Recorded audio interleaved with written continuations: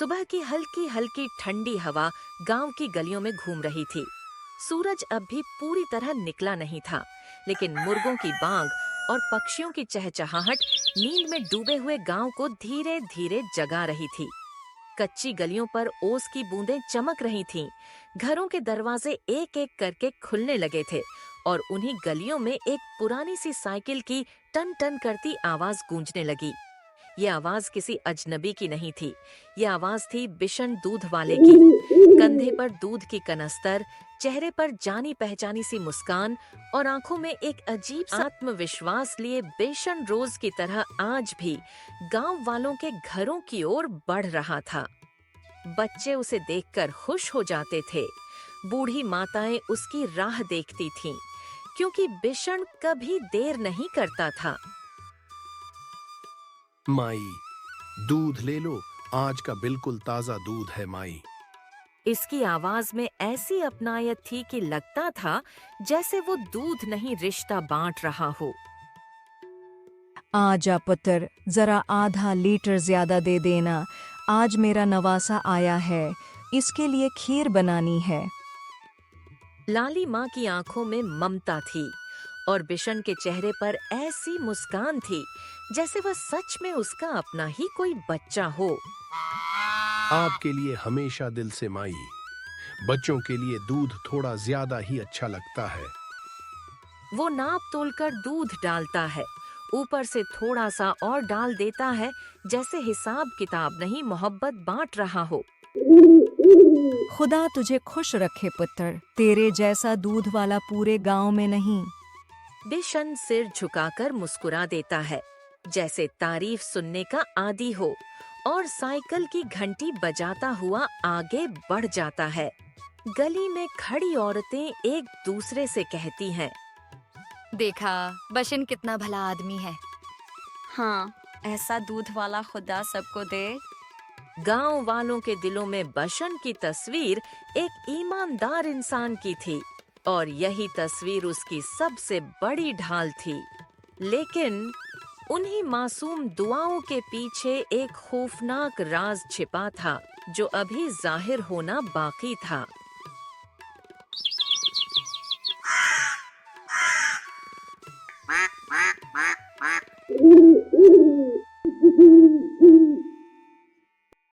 शाम का अंधेरा आहिस्ता आहिस्ता गांव पर फैल रहा था। सूरज ढल चुका था और सुबह की चहल पहल अब खामोशी में बदल रही थी। गलियों में अब वो साइकिल की आवाज नहीं थी जिस पर गांव वाले भरोसा करते थे। वो आवाज अब बशन के बाड़े के अंदर कैद हो चुकी थी। बाड़े के अंदर भैंसें जगाली कर रही थीं। फर्श पर फैला भूसा और दूध की भरी हुई कनस्तर एक आम किसान की जिंदगी का मंजर पेश कर रही थी। लेकिन उस सादगी के पीछे एक खतरनाक खेल खेला जा रहा था। बशन ने कनस्तर नीचे रखी, अपने माथे का पसीना पूंछा और गहरी सांस ली। इसी वक्त काजिल अंदर दाखिल हुई। आ गए आप, आज जरा देर हो गई। हाँ, रास्ते में टायर पनकचर हो गया था। काजल ने एक कनस्तर की तरफ इशारा किया जिस पर कपड़ा ढका हुआ था। ये दूध मैंने अलग रखा है। ये घर के लिए है, बच्चों के लिए। बिशन का चेहरा बदल गया। वो खामोशी से आगे बढ़ा और एक और कनस्तर की तरफ गया। बीचने वाला दूध कहाँ है? ये रहा। बिशन ने जेब से एक छोटा सा डब्बा निकाला। उसके ढक्कन खुलने की आवाज खामोश बाड़े में किसी खतरे की घंटी जैसी थी। ये क्या निकाल रहे हो? फिर से वही? बिशन ने बगैर जवाब दिए सफेद पाउडर दूध में डालना शुरू कर दिया। ये गुनाह है जी, किसी दिन हमें ले डूबेगा। बिशन ने कनस्टर को जोर से हिलाया और तंजिया हंसी हंसा। गिना तो गरबत है काजिल। मैं बस इससे निकलने की कोशिश कर रहा हूँ। अगर किसी बच्चे को कुछ हो गया तो? बिशन एक लम्हे को रखा, फिर उसके चेहरे पर सख्ती आ गई। कुछ नहीं होगा, गांव वाले अंधे हैं, बस मुस्कुराहट देखते हैं। बिशन बारे के दरवाजे की तरफ बढ़ा और जाते जाते पलट कर बोला, याद रखो, घर का दूध अलग रखा करो। और मेरे काम में दखल मत दिया करो। दरवाजा बंद हुआ। काजल वहीं खड़ी रह गई दूध की कनस्तर के साथ और उस सवाल के साथ कि ये दूध कल किसकी जिंदगी बदलने वाला है।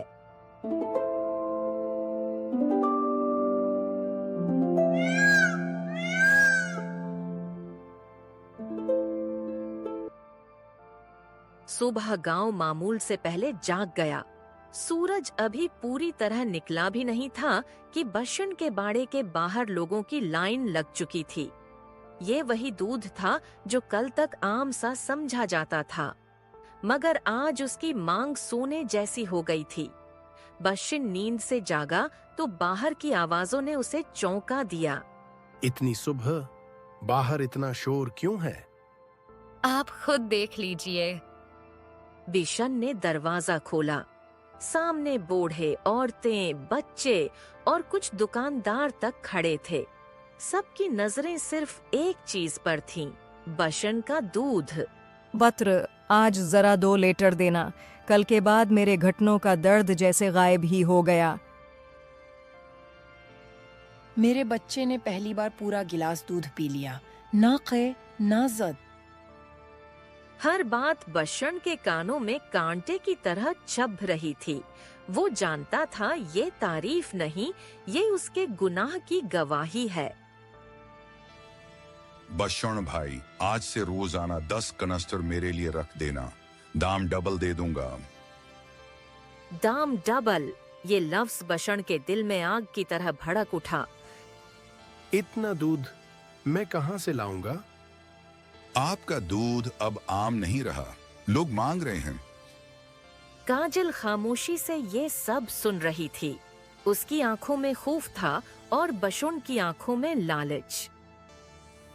प्रश्न, ये सही नहीं है। बिशन ने उसकी बात उन सोनी कर दी। वो कनस्टर भरने लगा। हर कनस्टर के साथ उसके हाथ मजबूत और दिल कमजोर होता जा रहा था। लोग दूध लेकर जा रहे थे और साथ साथ ये खबर भी फैल रही थी, बशुन का दूध खास है। शाम आहिस्ता आहिस्ता गांव पर उतर रही थी। वही गांव जो सुबह बशुन के दूध की तारीफों से गूंज रहा था, अब खामोशी में डूबा हुआ था। ये खामोशी सुकून की नहीं, खौफ की थी। लाली माँ के घर से अचानक एक बच्चे के रोने की आवाज आई, फिर दूसरी गली से क़े की आवाज, और फिर एक के बाद एक दरवाजे खुलने लगे। लाली माँ की गोद में छोटा सा बच्चा तड़प रहा था, आंखें बंद, सांस तेज, होंठ कांपते हुए। बस सुबह ही तो बशन का दूध पलाया था। मेरा बच्चा भी पेट पकड़ के रो रहा है। खुदा के लिए कुछ करो। अब 1 नहीं, 2 नहीं, 5 नहीं, 10 घरों से बच्चों के रोने की आवाजें आने लगे। गांव की गलियां अस्पताल बन चुकी थीं। किसी बच्चे को किसी को बुखार, किसी को चक्कर और किसी की सांस बहुत हल्की हो चुकी थी। ये जमला आग की तरह पूरे गांव में फैल गया। बशिन सहन में नोट गन रहा था। 1, 2, 3, हर नोट उसे अमीर बना रहा था और हर सांस उसे कातिल।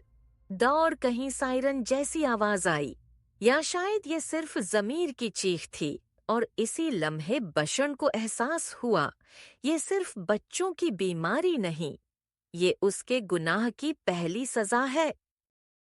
रात अपनी सियाही पूरे गांव पर इंडेल चुकी थी। वही गांव जो कभी बच्चों की हंसी से पहचाना जाता था, आज सायरन की आवाज से कांप रहा था।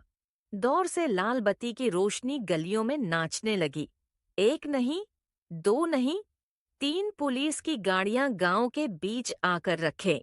सायरन बंद होने की आवाज, दरवाजे खुले, वर्दी में मलबूस सख्त चेहरे जमीन पर उतरे।